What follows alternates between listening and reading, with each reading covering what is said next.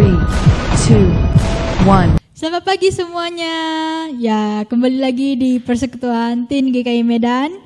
Ya, gak terasa ya, hari ini udah tanggal 20 loh teman-teman. Ayo, 5 hari lagi udah mau Natal. Ya, jadi untuk menyambut Natal, mari kita sama-sama naikkan satu pujian Joy to the World.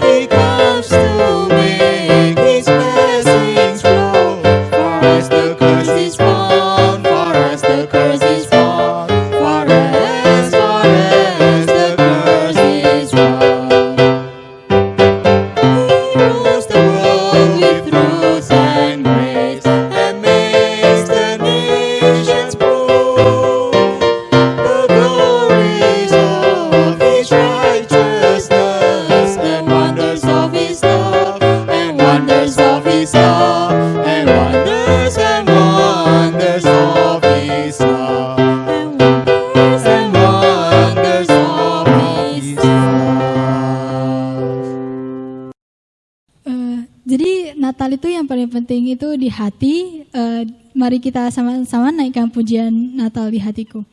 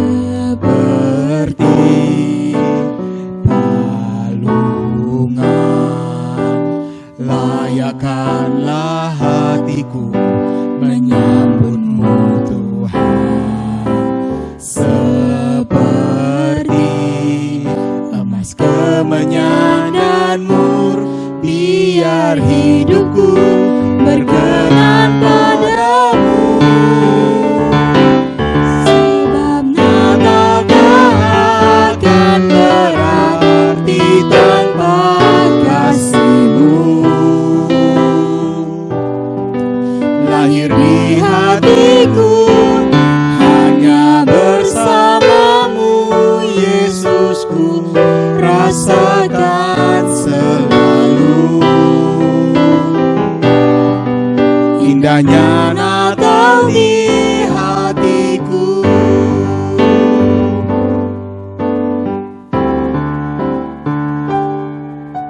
Seperti palungan, layakkanlah hatiku menyambutmu Tuhan. Seperti emas kemenyan dan mur, biar hidupku berkenan padamu. Sebab Natal tak akan berarti tanpa kasih-Mu. Lahir di hatiku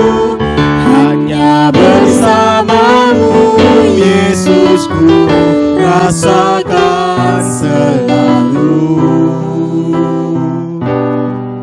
Indahnya Natal di hatiku, Bersama paduan suara surga ku bernyanyi, kemuliaan di tempat maha tinggi, dan damai sejahtera di antara manusia yang hidupnya berkenan kepadamu.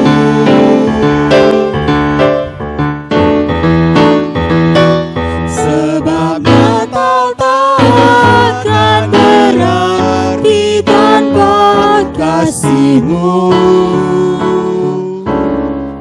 Lahir di hatiku hanya bersama-Mu, Yesus, ku rasakan selalu. Indahnya Natal di hatiku,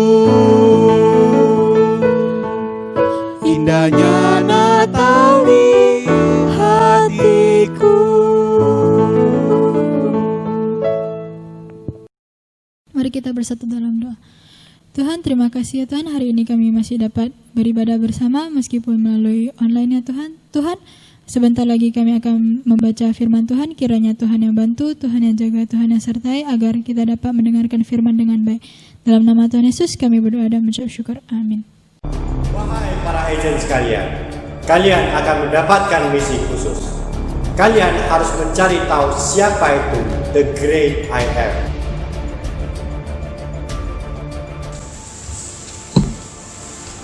Misi kita minggu ini mencari siapa itu I am the gate. Akulah pintu. Aku dari terlihat dengan film Doraemon yang ada pintu kemana saja. Aku ingin ke sini, aku ingin ke sana. Wah, asik banget dong. Aku ingin ke Paris, ke Hawaii, ke Gunung Antartika. Asik banget dong. Kalian ini ya terlalu banyak nonton film. Mana mungkin dunia kemana saja itu ada di dunia nyata.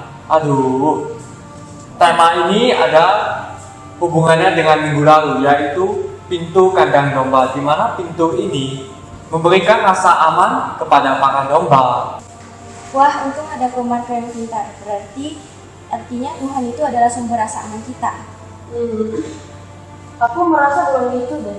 Karena orang itu merasa aman karena dia memiliki harta atau tabungan ataupun memiliki pengawal untuk menjaganya. Mana mungkin dengan adanya Tuhan bisa membuat orang merasa menjadi aman. Iya juga ya.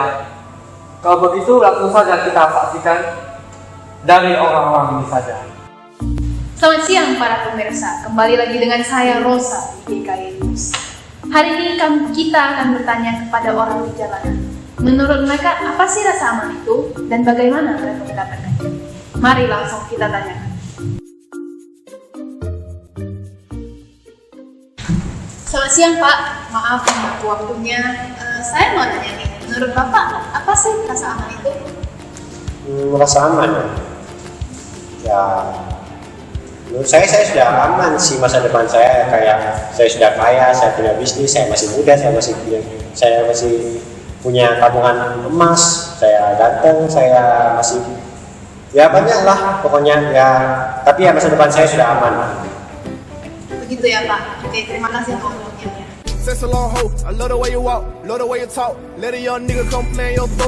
Selamat siang Kak, maaf mengganggu waktunya. Saya dari GKI News mau nanya nih, menurut Kakak apa sih rasa aman itu? Rasa aman, aku sih rasa hidupku aman-aman aja ya. Aku punya keluarga yang baik, punya pacar yang baik. Terus kehidupanku sebagai YouTuber itu juga sukses banget, tau gak sih? Kayak aku banyak likers, banyak subscriber. Jadi kayak ya hidupku aman-aman aja sih. Maksudnya aku gak perlu khawatir akan masa depan. Oh ya, jangan lupa ya subscribe di YouTube saya. Oh iya tentunya Kak. Terima kasih untuk waktunya ya Kak. Ya.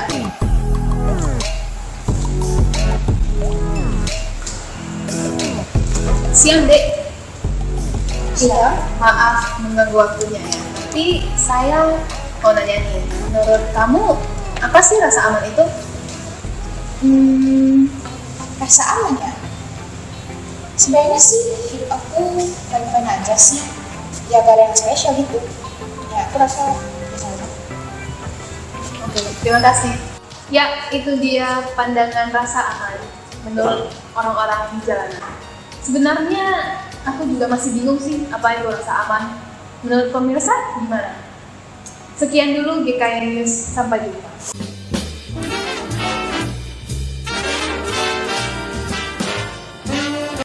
Ya, selamat pagi teman-teman.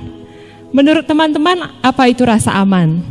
Dan dari mana teman-teman mendapatkan rasa aman? Rasa aman itu merupakan kebutuhan mendasar yang dibutuhkan oleh manusia. Tapi mungkin seringkali kita tidak menyadari hal ini dan mungkin belum pernah memikirkan pertanyaan ini sebelumnya. Nah, mari kita renungkan satu bagian firman Tuhan tentang 7 perkataan I am yang selanjutnya. Hari ini kita akan bahas tentang I am the gate atau I am the door. Mari kita buka Alkitab kita dari Yohanes 10 ayat 1 sampai 3 dan ayat 7 sampai 9. Dua bagian ini kita akan baca, saya akan bacakan untuk kita. Teman-teman boleh perhatikan di rumah ya. Yohanes 10 ayat 1 sampai 3 dan ayat 7 sampai 9. Beginilah firman Tuhan. Aku berkata kepadamu, sesungguhnya siapa yang masuk ke dalam kandang domba dengan tidak melalui pintu, tetapi dengan memanjat tembok, ia adalah seorang pencuri dan seorang perampok. Tetapi siapa yang masuk melalui pintu, ia adalah seorang gembala domba. Untuk dia penjaga membuka pintu, dan domba-domba mendengarkan suaranya, dan ia memanggil domba-dombanya, masing-masing menurut namanya, dan menuntunnya keluar. Ayat 7 sampai 9, maka kata Yesus sekali lagi, aku berkata kepadamu, sesungguhnya akulah pintu ke domba-domba itu. Semua orang yang datang sebelum aku adalah pencuri dan perampok, dan domba-domba itu tidak mendengarkan mereka. Akulah pintu, barang siapa masuk melalui aku, ia akan selamat, dan ia akan masuk dan keluar dan menemukan padang rumput. Demikianlah firman Tuhan. Nah, teman-teman, ada seorang ibu yang sedang mengandung anak kembar. Dan menjelang hari persalinannya, beginilah kira-kira percakapan kedua kakak beradik kembar itu di dalam rahim ibunya. Si kakak atau si Cece berkata kepada dedeknya, "Dek, sebentar lagi kita akan merasakan apa itu kehidupan setelah kita keluar dari rahim ini. Aku tidak bisa membayangkan betapa senangnya saat itu. Nanti kita bisa makan sendiri dari mulut kita. Kita bisa melihat indahnya dunia dengan mata kita, kita bisa berjalan dengan kaki kita, dan yang paling penting, kita bisa melihat mama kita." Cece belum selesai melanjutkan percakapannya, si dedek sudah tidak setuju dan buru-buru memotong pembicaraan itu. Meski mereka kembar, mereka punya pendapat yang berbeda. Si dedek itu kemudian menjawab, "Aku tidak percaya kalau di luar rahim ini ada kehidupan yang lebih baik dari kondisi kita saat ini. Tempat ini sudah memberikan rasa aman yang cukup bagi kita. Kita sudah terlindungi dengan sempurna. Lagi pula kita bisa mendapatkan makanan yang kita butuhkan melalui tali pusar ini. Sudahlah, tidak perlu kan capek-capek makan lewat mulut kita, semua sudah tersedia lewat tali pusar ini. Aku tidak bisa membayangkan bahkan kalau kita harus dilahirkan dan keluar dari sini. Pasti sangat mengerikan. Terus tadi kamu bilang soal mama, memangnya mama itu benar-benar ada? Kalau dia ada, di mana dia sekarang ini? Kita belum pernah melihatnya, Ce." Si Cece tidak mau kalah dan menjawab lagi, Dek, bagaimana kamu bisa bilang kalau tidak ada mama? Saat ini kita sedang berada di dalam perut mama kita. Kita ada di dalam rahimnya, Dek. Kita ini anak dari mama kita, dan setelah kita dilahirkan, mama pasti senang menyambut kita, dan dia akan menjaga kita, dan kita akan mendapatkan rasa aman yang sesungguhnya. Kedua saudara kembar ini masih belum menemukan titik sepakat. Mereka masih bertengkar, bahkan pertengkarannya semakin sengit. Mereka bahkan berkelahi, saling tendang-tendangan sampai perut mamanya sakit dan tibalah waktunya mamanya melahirkan. Oleh sebab itu ketika mereka dilahirkan, mereka sama-sama menangis karena tadi saling tendang-tendangan. Ya, ini cuma cerita ya, teman-teman jangan terlalu serius dengar yang satu ini ya. Tapi meskipun cuma sebuah cerita karangan, ada sebuah realitas yang saya mau katakan kepada teman-teman melalui kisah tadi itu. Teman-teman, kalau saya gambarkan hidup kita di dunia ini ibaratnya seperti anak kembar yang berada di dalam rahim tadi. Kita ada di dunia ini hanya sementara. Anak kembar yang ada di dalam rahim mamanya itu juga sementara. Kita semua akan mati meninggalkan dunia ini. Dan kematian itu sebenarnya bukanlah akhir dari hidup kita, melainkan sebuah awal yang baru bagi kita untuk menjalani hidup yang kekal bersama dengan Kristus, kalau kita percaya kepadanya. Nah, tapi masalahnya meskipun hidup ini bersifat sementara, sama seperti anak kembar tadi yang hanya sementara berada di dalam rahim ibunya, kita pun mungkin sering menemukan rasa aman kita pada hal-hal yang sifatnya sementara. Kita lebih sering menaruh rasa aman kita pada hal yang terlihat. Kesehatan kita, kekayaan orang tua kita, prestasi kita, keluarga kita yang baik-baik saja. Padahal rasa aman yang sejati itu jelas hanya kita temukan di dalam Kristus, di dalam Tuhan. Tapi seperti pertanyaan para agen yang kita lihat di video tadi, memang nampaknya sulit sekali untuk percaya bahwa Tuhan itu adalah sumber rasa aman kita. Karena kita lebih terbiasa terkungkung di dalam dinding rahim dan bergantung pada tali pusar, tali plasenta kesementaraan itu. Padahal ketika anak itu dilahirkan, tali pusar itu akan diputuskan dan akan dibuang, bukan? Teman-teman, Tuhan itu bukan hanya pemilik kehidupan kita, tapi sesungguhnya Dia adalah sumber rasa aman kita yang kita butuhkan, yang paling dibutuhkan oleh jiwa kita. Dia bisa memberikan keselamatan yang dibutuhkan oleh jiwa kita bukan hanya saat ini, tapi pada hidup yang kekal nanti. Nah, inilah yang disampaikan oleh Yesus ketika Dia berkata, I am the gate, atau I am the door. Akulah pintu. Nah, mari kita gali lebih dalam apa sih maksud Yesus ketika Dia berkata hal ini. Perkataan akulah pintu ini diucapkan oleh Yesus dalam perikop yang sama ketika Dia berkata, akulah gembala yang baik. Kita sudah membahas hal ini minggu lalu. Dan untuk lebih mendalami maksud perkataan Yesus tentang akulah pintu ini, kita perlu memahami terlebih dahulu tentang kehidupan para domba yang digembalakan oleh gembala di zaman itu. Domba itu merupakan hewan ternak, hewan peliharaan yang sangat umum dijumpai saat itu. Setiap keluarga hampir semuanya punya domba yang mereka pelihara. Dan domba itu tidak dapat dilepaskan dari gembala. Karena domba itu adalah binatang yang rentan terhadap bahaya, dia sangat polos dan membutuhkan gembala untuk mengurus hidupnya dan untuk memeliharanya. Maka kita juga sudah sangat terbiasa dengan penggambaran ini bahwa Tuhan itu sering digambarkan sebagai gembala kita dan kita adalah kawanan dombanya. Nah, saya mengutip dari seorang penafsir yang memberikan penggambaran tentang kondisi kandang domba di masa lalu ini yang patut kita pertimbangkan supaya kita bisa lebih lagi mendalami apa maksud Yesus ketika Dia berkata, akulah pintu kepada domba-domba itu. Jadi ada dua penggambaran tentang kandang domba yang dipakai dalam teks ini yang tadi sudah kita bacakan. Yang pertama, kandang domba itu adalah seperti sebuah tembok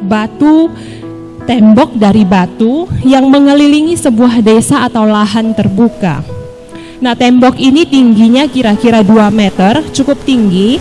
Dan di keliling tembok itu ada satu pintu yang cukup berat yang menghadap pada jalan di luar desa itu. Jadi pintu itu adalah jalan akses keluar masuk bukan hanya bagi penduduk desa, tetapi juga bagi kawanan domba yang mereka pelihara, yang mereka miliki. Nah, setiap orang yang tinggal di dalam lingkaran tembok besar itu, setiap penduduk desa itu biasanya punya peliharaan domba. Satu keluarga umumnya punya 3 sampai 10 domba. Dan domba-domba itu dibiarkan bebas dan lepas di dalam area pedesaan itu. Jika musim dingin datang atau cuaca sedang buruk, maka domba-domba ini akan dibawa masuk ke dalam rumah-rumah mereka. Nah, pintu desa ini, pintu yang tadi besar di antara kelilingan tembok yang besar itu, biasanya akan dijaga oleh seorang penjaga pintu. Gembala domba yang tugasnya menggembalakan domba-domba milik orang-orang di desa itu tinggal di luar area tembok ini. Nah, tapi penjaga pintu sudah kenal dengan gembala ini dan dia kenal suara dari gembala ini. Demikian juga dengan domba-domba yang ada di dalam itu sudah kenal suara gembala. Maka setiap pagi ketika gembala ini mau masuk melalui pintu itu, maka penjaga pintu akan membiarkan gembala itu masuk, dan ketika gembala itu memanggil dombanya satu persatu dengan nama mereka, mereka sudah kenal suaranya. Lalu gembala ini akan membawa domba-domba ini keluar dari pintu itu menuju padang rumput. Nah, dengan gambaran ini maka kita bisa mengerti apa yang dikatakan di dalam ayat 1 dan 2 tadi yang sudah dibacakan. Kalau ada orang yang tidak masuk lewat pintu itu, sudah pasti dia bukan gembala. Kalau ada orang yang tidak masuk lewat pintu tapi memanjat tembok itu, sudah dapat dipastikan dia adalah pencuri dan perampok. Nah, ini adalah rekonstruksi kandang domba yang pertama, yang buat kita semakin mengerti apa yang dimaksudkan Yesus ketika dia berkata tadi di ayat 1 sampai 2 itu. Nah, mari kita lihat sekarang jenis kandang domba yang kedua. Yang kedua, ada sebuah jenis kandang domba sementara untuk para domba ini ketika mereka ada di padang rumput pada musim panas. Kandang ini juga terbuat dari dinding batu yang tidak terlalu tinggi, dan di atas dinding-dinding batu itu biasanya ditanam semak duri. Kandang dari dinding batu ini tidak punya pintu. Jadi ada dinding batu, mungkin bentuknya segi 4 atau keliling begitu, tapi tidak ada pintunya. Hanya ada sedikit jalan bukaan supaya domba-domba itu bisa masuk ke dalamnya. Dan di depan jalan bukaan itu juga tidak ada penjaga pintu, orang nggak ada pintunya, ya kan? Nah, tapi ada gembala yang akan tidur di sepanjang jalan bukaan itu, dan gembala itu sendiri yang akan menjadi pintu dari kandang domba itu. Menarik ya teman-teman.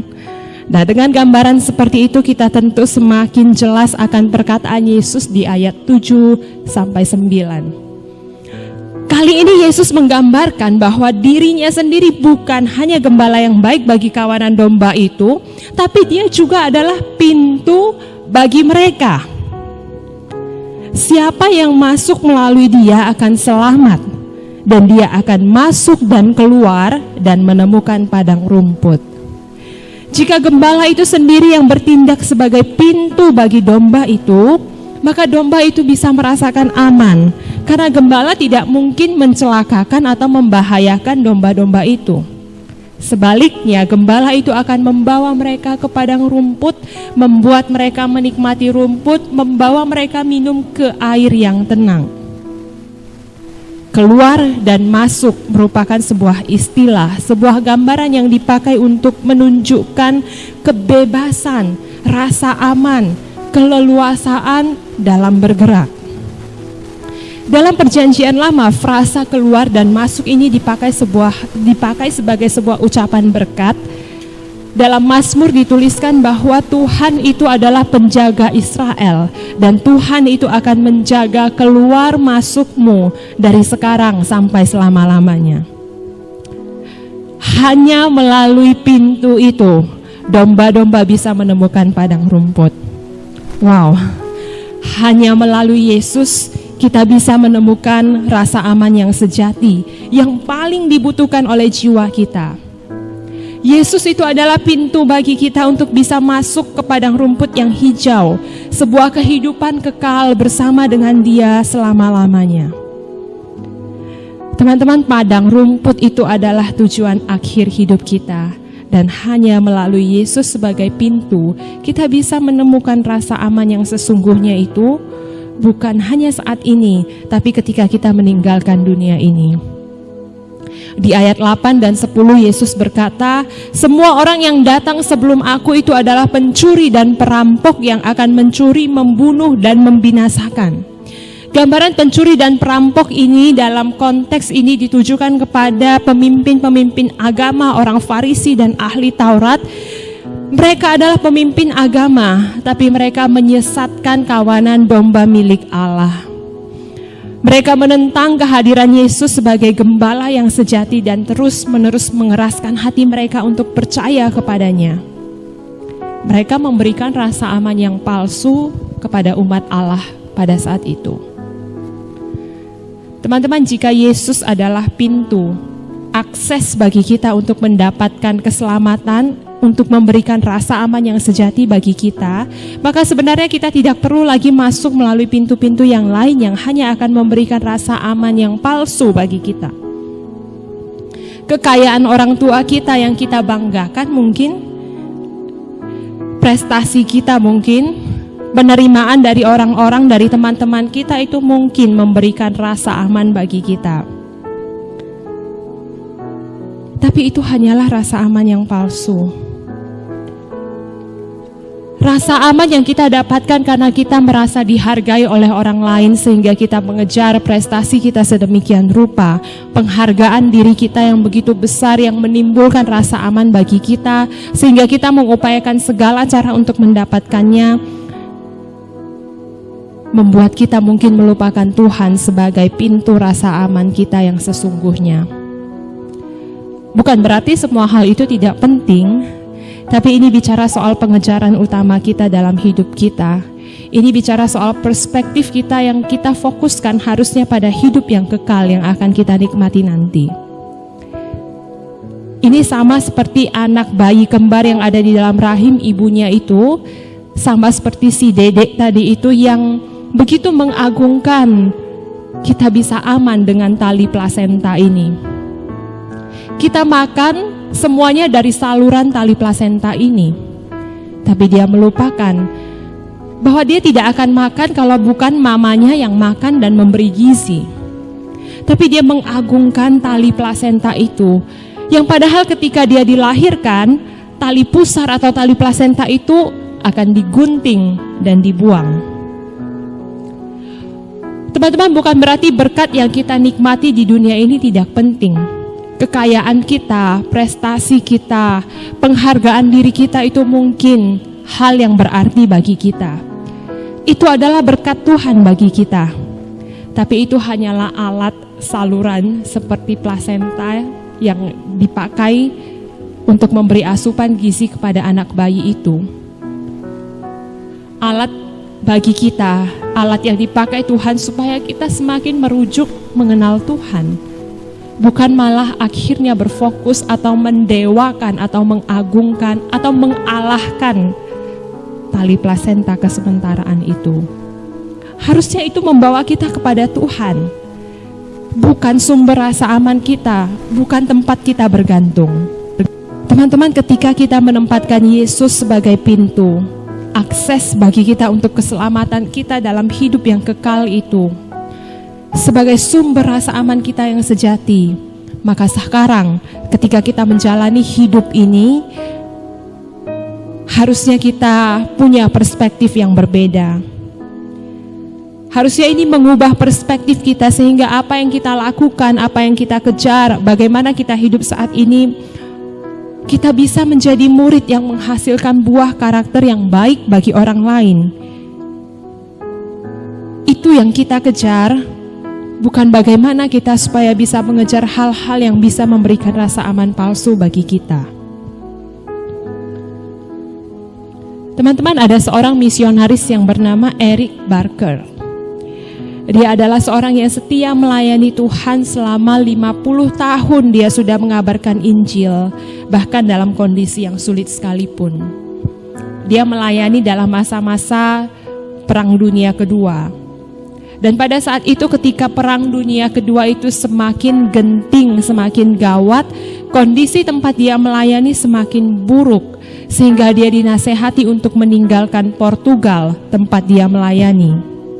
Barker menerima usulan itu dan dia membiarkan istri beserta 8 orang anaknya dan keluarganya yang lain untuk terlebih dahulu meninggalkan Portugal menuju ke Inggris.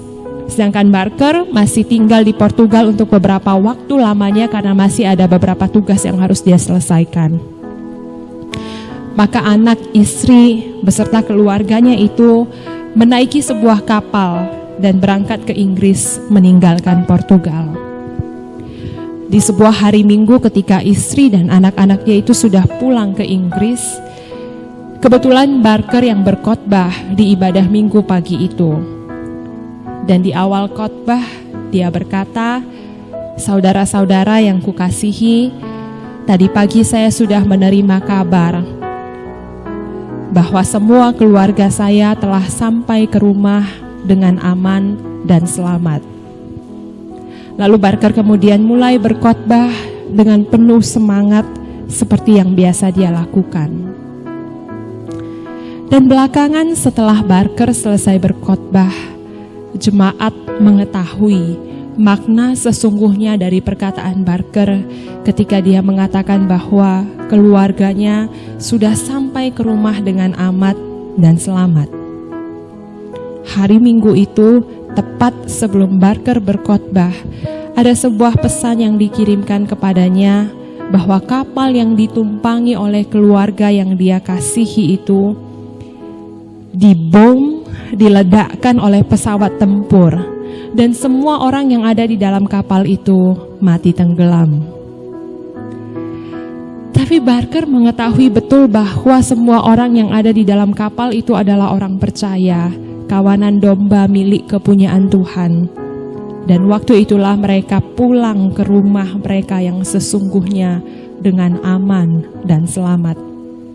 Barker tahu betul bahwa keluarga yang dia kasihi itu adalah milik kepunyaan Tuhan, bukan sumber rasa aman baginya yang harus dia genggam, sehingga ketika dia kehilangan mereka semua pada saat yang sama, dia tetap tenang dan merasa aman di dalam Tuhan yang juga memberikan keselamatan itu kepadanya. Teman-teman, pada apa atau pada siapa kamu menaruh rasa amanmu? Saya berharap kita semua dapat datang kepada Yesus, pintu itu yang menjadi sumber rasa aman dan keselamatan yang sejati yang kita butuhkan.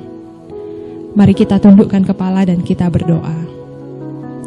Terima kasih Tuhan untuk firman-Mu yang boleh mengingatkan kami agar kami boleh terus hidup dalam pengharapan, dalam kebergantungan penuh kepada Engkau sebagai sumber rasa aman kami yang sejati.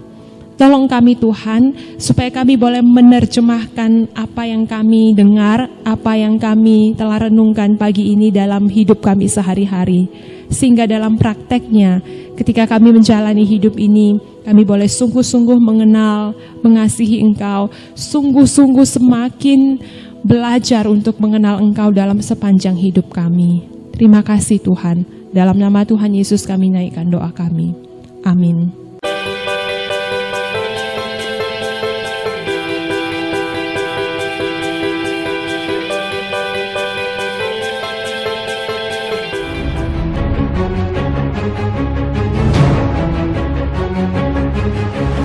Para agent sekalian, kalian akan mendapatkan misi khusus. Kalian harus mencari tahu siapa itu The Great I Am. Kalian harus mendapatkan jawaban yang benar pada tanggal 24 Desember.